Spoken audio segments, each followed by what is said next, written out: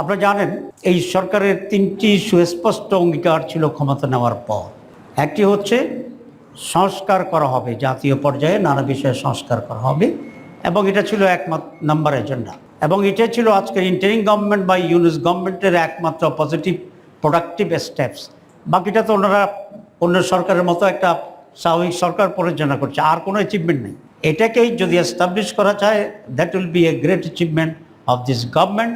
এবং এইটি সমগ্র জাতি চেয়েছিল, সমগ্র জাতি এখনও চায়, কারণ এই সংস্কারের প্রস্তাবনায় যেগুলো আছে তার মাধ্যমে এদেশে অনেকগুলো রাজনৈতিক প্রশাসনিক গুণগত পরিবর্তন সূচিত হবে। একটি নতুন এরা, নিউ বাংলাদেশ যে আমরা বলছি, নতুন যুগের সূচনার যে কথা বলছি, সেই নতুন যুগ এবং নতুন বাংলাদেশ তৈরি হবে ইনশাআল্লাহ।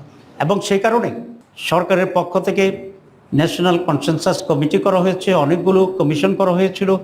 তাকে সামারাইজ করে এই কমিটি অনেকগুলো প্রস্তাবনা এখানে দিয়েছিলেন, এবং সেই প্রস্তাবনার উপরে 31টি দল যারা রিয়েলি ফাংশনিং ছিল এবং কম বেশি জুলাই বিপ্লবের যাদের ভূমিকা ছিল, তাদেরকে দিয়েই আমরা মাসের পর মাস এখানে সময় দিয়ে অনেকগুলো বিষয়ে আমরা একমতে পৌঁছেছি। এখানে একটা পয়েন্ট আপনাদের ক্লিয়ার করতে চাই। কোনো পত্রিকায় দেখলাম কোনো দলের নেতারা বলছে যে একটি দলের এজেন্ডা বাস্তবায়ন করেছে এই কমিশন। এটা একেবারেই আমি বলবো যে এটার সাথে বাস্তবতার কোনো সম্পর্ক নেই। কারণ হচ্ছে আপনারা অনেকেই কনসেনসাস কমিটির মিটিংও ছিলেন, আমি একজনকে এখানে দেখছি। সেখানে যে এজেন্ডাগুলো আলোচনা হয়েছিল সেগুলো একান্তভাবেই এনসিসি, ন্যাশনাল কনসেনসাস কমিটি যে সমস্ত এজেন্ডা দিয়েছে সেগুলোর উপরেই শুধুমাত্র আলোচনা হয়েছে। এখানে কোনো দলের কোনো এজেন্ডা ছিল না, কোনো দলের কোনো প্রস্তাবনাকেই তারা এজেন্ডা হিসেবে গ্রহণ করেনি। আমরা একটা প্রস্তাব দিয়েছিলাম এজেন্ডা হিসেবে গ্রহণ করার জন্য, in addition to all the proposals from the NCC, national consensus commission. সেটা ছিল লোয়ার হাউজে পিআর সিস্টেম, এটাকে আলোচনা করার জন্য আমরা অনুরোধ করেছি, কিন্তু ওনারা আমাদের কোনো অনুরোধই রাখেনি, বরং যে এজেন্ডাগুলো ওনারাই তৈরি করে দিয়েছেন শুধু সেগুলোর উপরেই আলোচনা। সুতরাং এখানে কোনো দলের পক্ষে বিপক্ষে কোনো এজেন্ডা গ্রহণ করা বর্জন করার কোনো সুযোগ এখানে ছিল না। পরিষ্কার কথাবার্তা। আমরা অনেক পয়েন্ট আলোচনাটা তো বারবার হচ্ছে, এই জন্যই অনেকগুলো পয়েন্টে আমাদের প্রাথমিক দ্বিমত ছিল, আমরা অনেকটা একমতে আসছি। ডাইভার্সিফিকেশন ছিল, আমরা ইউনিফিকেশনের দিকে চেষ্টা করেছি। চিন্তার অনৈক্য ছিল, একসাথে আমরা অফিসিয়ালি আনঅফিসিয়ালি করার চেষ্টা করছি। করে কয়েক মাস পরে কতগুলো পয়েন্টসের উপরে ঐকমত্য কমিশন সেখানে সিদ্ধান্ত দিয়েছে, এবং সেই সিদ্ধান্তে কোন জায়গায় কতজন ছিল, কোন দল কত ছিল, সেগুলো যেটা ওনারা বই সাবমিট করেছে ফাইনালি, এখানে কিন্তু পরিষ্কারভাবে উল্লেখ করা আছে। আপনারা চাইলে এই বইটির কপিও নিয়ে যেতে পারেন এখন, এবং সেখানে প্রত্যেকটা দলেরই সাক্ষ্য আছে, শুধুমাত্র এনসিপি ছাড়া। বিএনপি আর আমরা পাশাপাশি বসেই একসাথে সনদকে তুলে ধরেই স্বাক্ষর করেছি। আপনারা একটা পত্রিকা দেখেছেন এবং টিভিতে দেখেছেন। সিদ্ধান্তটা কিভাবে হয়েছে? ঐকমত্য কমিশন চেষ্টা করেছিলেন শতভাগকে একমত করার জন্য, এবং সেক্ষেত্রে প্রায় শতভাগেই ৬৫টা সংস্কারে আমরা একমত হয়েছি 100%। আর কিছু ছিল সেগুলো শতভাগ হয়নি, কিন্তু কোনোটাতে 90%, কোনোটাতে 80%, কোনোটাতে 75%, এরকম দল একমত হয়েছে। তো যেটাতে 90% এখানে 10% দ্বিমত আছে তো, এবং 75%-এর নিচে কোনোটাই নাই যেগুলোর ব্যাপারে সিদ্ধান্ত হয়েছে। এবং এটাই দুনিয়ার রীতি। যে দলটি এখন বিরোধিতা করছেন তাদের দলের সিদ্ধান্ত নেওয়ার প্রক্রিয়া একই রকম। ওনারা যখন স্ট্যান্ডিং কমিটিতে মিটিং করেন, সেখানে মেজরিটির যে রায় সেটাই তো ওনারা সিদ্ধান্ত হিসেবে নেন। 90% লোক যেটা বলে সেটাই তো সিদ্ধান্ত হিসেবে নেন।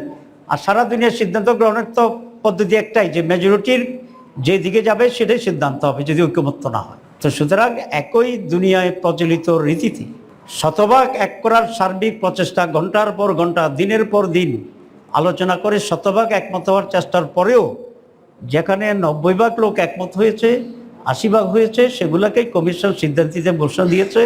এটা ওপেন, ওনাদের বইতে এটা লেখা আছে। আপনারা চাইলে বই ওপেন করে দেখতে পারেন, আমরা কপি দিতে পারি, আপনারা কপি নিতে পারেন, অথবা আমরা কপি করে আপনারা দিতে পারি। সেখানে আপনারা দেখবেন যে কত দল, কোন দল কত পার্সেন্ট একমত, কত পার্সেন্ট দ্বিমত। তো প্রচলিত নিয়মে মোর দেন 3/4 সমর্থনে সিদ্ধান্ত হয়েছে। এই সিদ্ধান্তের ব্যাপারে কোনো কোনো দলের সেখানে নোট অফ ডিসেন্ট তারা দিয়েছে। তো নোট অফ ডিসেন্ট দেওয়ার একটি সকলেরই আছে। তো নোট অফ ডিসেন্ট মানে কি আপনারা বুঝেন, তবে আমি একটু বলতে চাই। নোট অফ ডিসেন্ট মানে হচ্ছে একটা সিদ্ধান্ত হয়ে গেছে, আমি এটার সাথে একমত না, এই জন্য আমি নোট অফ ডিসেন্ট দিলাম। তাহলে সিদ্ধান্তের বিপরীতে note of dissent. And note of ডিসেন্টের উদাহরণ আমাদের দেশে কোর্টগুলোতে আছে। যেমন হাইকোর্টে যদি 3 বিচারপতির সমন্বয়ে কোনো বেঞ্চ হয়, 2 জন যদি একমত হইয়া রায় দেন, আরেকজন যদি দ্বিমত পোষণ করেন, দ্বিমতটা কিন্তু নোট অফ ডিসেন্ট না, তার চেয়েও দুর্বল বা স্ট্রং। তারপরেও রায় হয়, যেখানে 2 জনে একমত হন সেটাই রায় হয়ে যায়।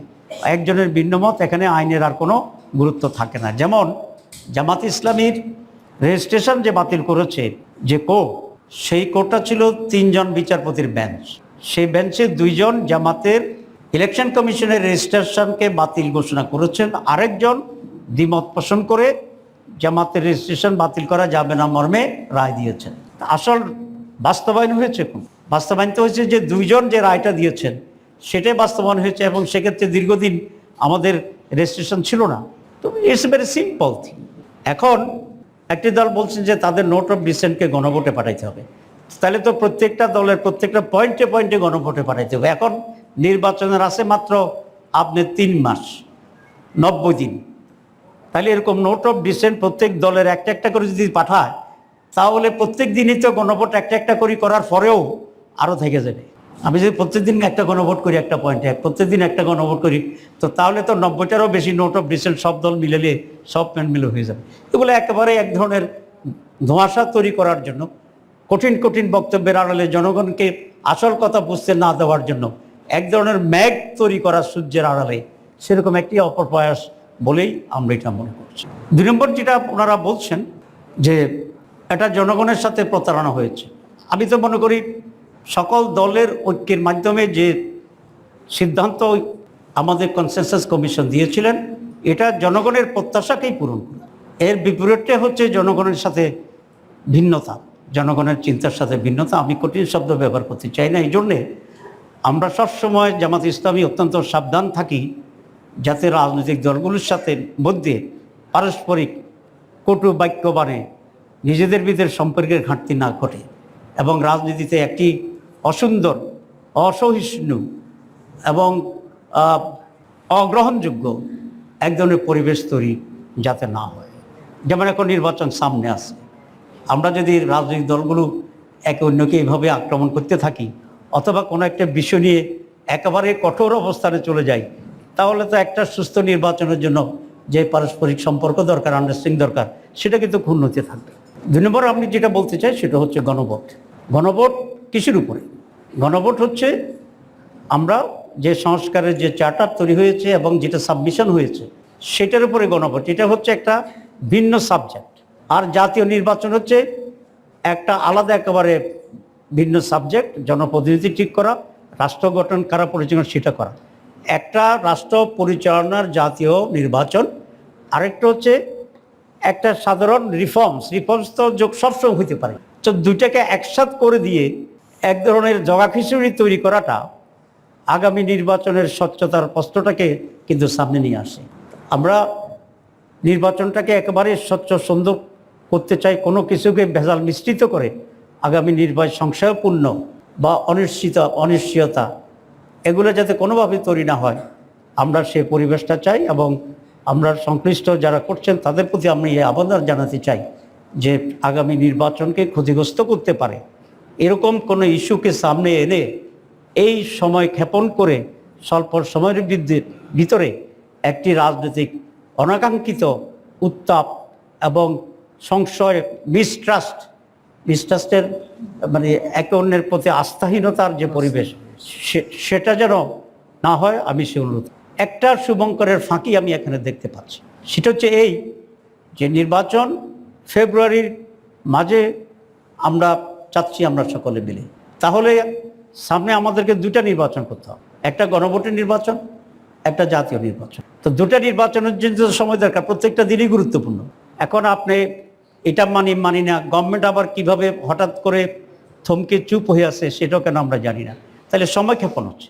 তো সময় ক্ষেপণ করতে করতে করতে করতে আপনি যদি চালাকি করে এমন এক জায়গায় যান যে বলবেন যে আর তো কোনো সময়ই নেই, তো তাহলে এটাও কিন্তু এক ধরনের প্রতারণার সুকৌশলে একটি সমস্যা তৈরি করার ষড়যন্ত্র হিসাবে, অপকৌশল হিসাবে এটা বিবেচিত হইতে পারে। এই জন্য আমি মনে করি ফেব্রুয়ারি জাতীয় নির্বাচনের জন্যে আমরা রিফর্মসের উপরে যে গণভোট চাচ্ছি তার জন্য সময় অত্যন্ত কম, প্রতিটি ঘন্টা অত্যন্ত গুরুত্বপূর্ণ। ঐকমত্য কমিশন যে রিপোর্ট সাবমিট করেছে, প্রপোজাল দিয়েছে, ইতিমধ্যে 4 দিন পার হয়ে গেছে। আমরা আশা করেছিলাম সময় এবং অবস্থা বিবেচনা করে এই সরকার সাবমিশনের পরের দিনেই একটা আদেশ জারি করবেন এবং সেই আদেশের ভিত্তিতে বাকি যে কাজগুলো আছে গণভোটের প্রস্তুতি সহ এগুলো গ্রহণ করবেন। সরকার কিন্তু এখনও সেটা করেনি। আমরা এর ভিতরে কোনো দুরভিসন্ধি আছে কিনা এটা আমরা বুঝতে পারছি না। আমি চিফ অ্যাডভাইজারের কাছে জাতির পক্ষ থেকে, জামাত ইসলামীর পক্ষ থেকে অত্যন্ত জোরালো আবেদন, নিবেদন, দাবি পেশ করতে চাই যে আপনি আর কোনো সময় ক্ষেপণ না করে জুলাই সনদের উপরে যে এনসিসি যে আপনাদের কাছে যে জমা দিয়েছে যে প্রস্তাব, সেটার ভিত্তিতে ওরা যেটা বলেছেন একটি আদেশ জারি করা, অনতিবিলম্বে আপনি আদেশ জারির ব্যবস্থা গ্রহণ করবেন। এটা যদি ডিলে হতে থাকে তাহলে জনমনে আবার নানা ধারণা এবং বিভ্রান্তি তৈরি হবে। আপনার সম্পর্কে, আপনার সরকার সম্পর্কেও জনগণ ধীরে ধীরে আস্থা হারাতে শুরু করবে। আর যদি এই সরকারের উপরে মানুষ আস্থা হারিয়ে ফেলে তাহলে এই সরকারের পক্ষে দুটো নির্বাচন অনুষ্ঠান করার যে কপারেশনের প্রয়োজন জনগণের, সেটা কিন্তু প্রশ্নবোধক হয়ে যাবে। আমি সেই জন্য আবার রিপিট করতে চাই যে আপনি আর সময় বিজ্ঞাপন না করে কি আচ্ছা আজকের ভিতরে হলে খুবই উত্তম, কারণ রাত 12টায় 1টায় এরকম আদেশ জারির নজির আছে। আর যদি আজকে না হয় কোনোভাবেই আগামীকাল আদেশ জারির ক্ষেত্রে আর দেরি করার কোনো সুযোগ নাই। যদি পরিকল্পিত হোক, অপরিকল্পিত হোক, বুঝে হোক, যে কারণে হোক, চাপে হোক, স্বাভাবিকভাবে হোক, কারণ এখন তো চাপ আছে। যদি আপনি এটা ডিলে করেন এবং এটা ডিলে করার কারণে আগে গণভোট করার সময় যদি সংকুচিত হতে থাকে, জাতীয় নির্বাচনে যেটাকে এফেক্ট করবে এবং এরকম পরিস্থিতির জন্যে এই সরকারকে এবং যারা মাঠ গোলাটে করে একটা পরিস্থিতি তৈরি করছেন তাদেরকে এটার জন্য জাতির কাছে দায়ী থাকতে হবে এবং এই দায়িত্ব নিয়েই মানুষের কাছে আপনাকে দাঁড়াতে হবে। তো আমি যেখানে আপনাদের বলেছি দিস ইজ ওয়ান। সেকেন্ড হচ্ছে ঐকমত্য কমিশনের সময় আপনারা জানেন যে বিএনপি প্রথমেই তো কোনো সংস্কারই চাচ্ছিল না, এরপরে জনগণের চাপে তারা সংস্কার কমিশনে পার্টিসিপেট করেছে। এই জন্য আমি কয়েকবারে ধন্যবাদ জানাইছিলাম যে আপনারা আসতেছেন, অনেক ধন্যবাদ। এবং বিএনপিকে অ্যাকোমোডেট করার জন্য আমরা অনেক স্যাক্রিফাইস করেছি, অনেক পয়েন্টে আমরা ম্যানেজ করেছি।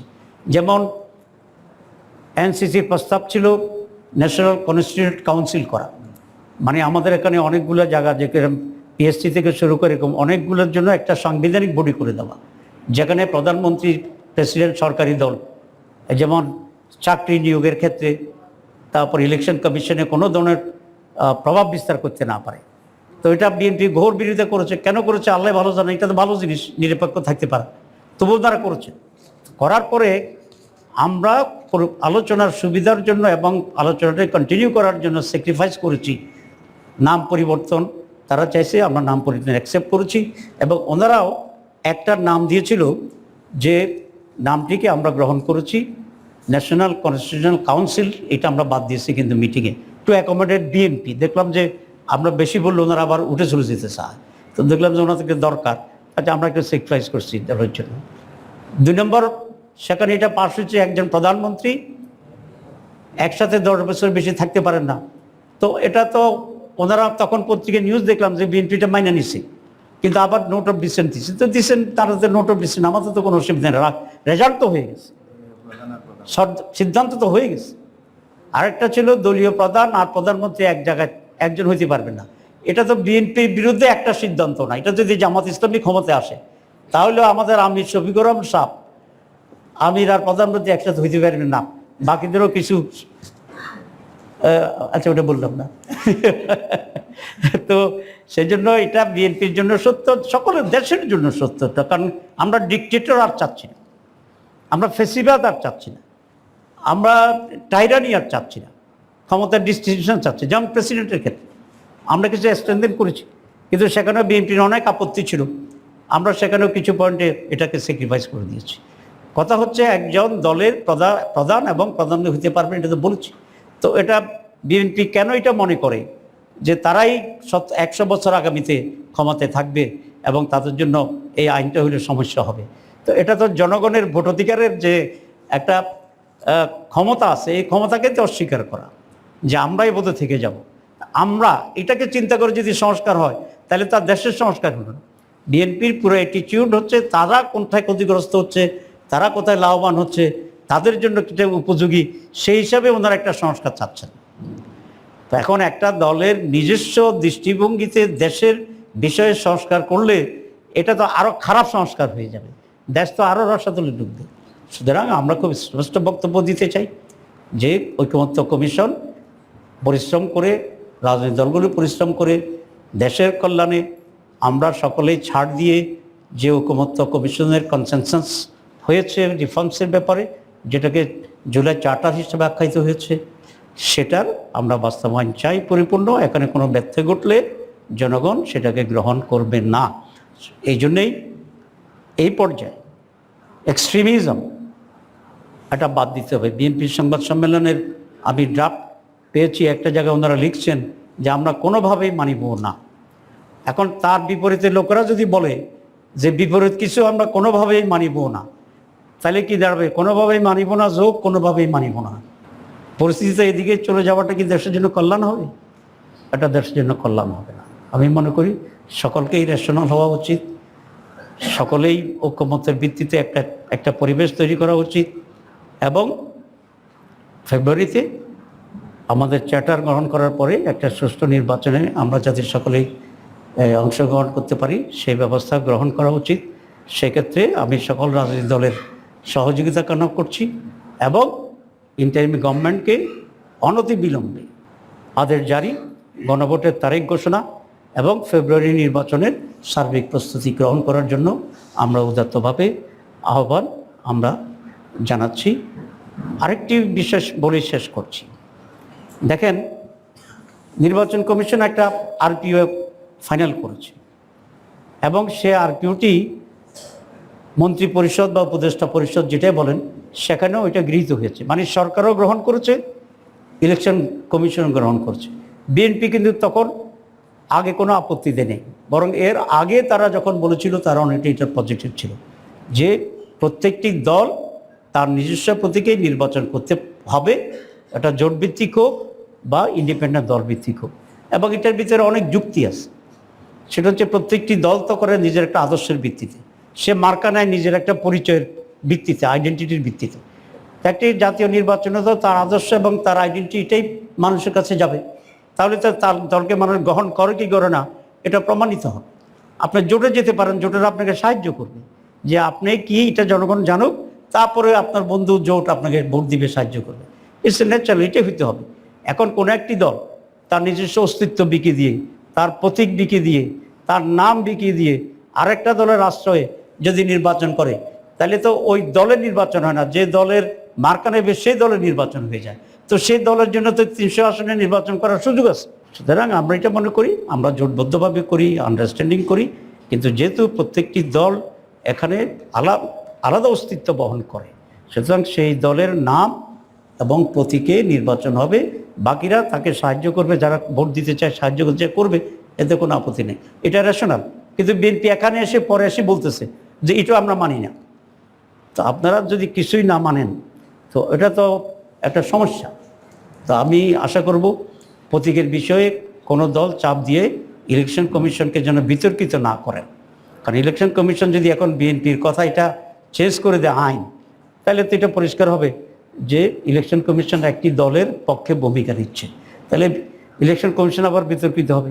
সরকার যদি আবার মন্ত্রী পরিষদ বৈশাখ বিএনপির কথা চেঞ্জ করে, তাহলে বোঝা যাবে যে সরকার বিএনপির পক্ষে কাজ করছে, তাহলে সরকারও সমস্যা। তাহলে আমরা যে বলছি একটা অবাধ নিরপেক্ষ, সুষ্ঠু, অংশগ্রহণমূলক, হাসি খুশিতে ভরা একটি নির্বাচন হবে এবং এই সরকার, ইলেকশন কমিশন নিরপেক্ষ, সরকার নিরপেক্ষ। তাহলে এই কথা তো আর যথাযথতা থাকছে না। 54 বছর বাংলাদেশ সঠিক নির্বাচন থেকে বঞ্চিত। বিগত 15 বছর এরকম একটি অর্থহীন নির্বাচনের আজকের স্বৈরশাসন, আজকের ফেসিবাদ, সেটাকে তো দৌড়িয়েছি আমরা জীবন দিয়ে, রক্ত দিয়ে। আবার সেই নির্বাচন, আবার সেই ষড়যন্ত্র, আবার সেই ইলেকশন কমিশনের নির্বাচন ঘোষণা দেওয়ার সেই, এটা বাংলাদেশ আর অ্যাকসেপ্ট করবে না ইনশাআল্লাহ। এটা আমরা হতে দেব না ইনশাআল্লাহ। আমরা পরিষ্কার বলছি, আপনাদের পরস্ত আমি বুদ্ধিজীবী, সকল শ্রেণীর পেশার সাংবাদিক বন্ধুগণ, রাজনৈতিক স্টেক হোল্ডার্স সকলকে বলবো, বাংলাদেশকে সেভ করার জন্য, রক্ষার জন্য আসুন আমরা সকলে কাজ করি যে যার জায়গা থেকে, এবং কোনো ধরনের ষড়যন্ত্র এবং অপচেষ্টাকে আমরা রুখে দিই। ইনশাআল্লাহ আল্লাহ আমাদেরকে সাহায্য করবে।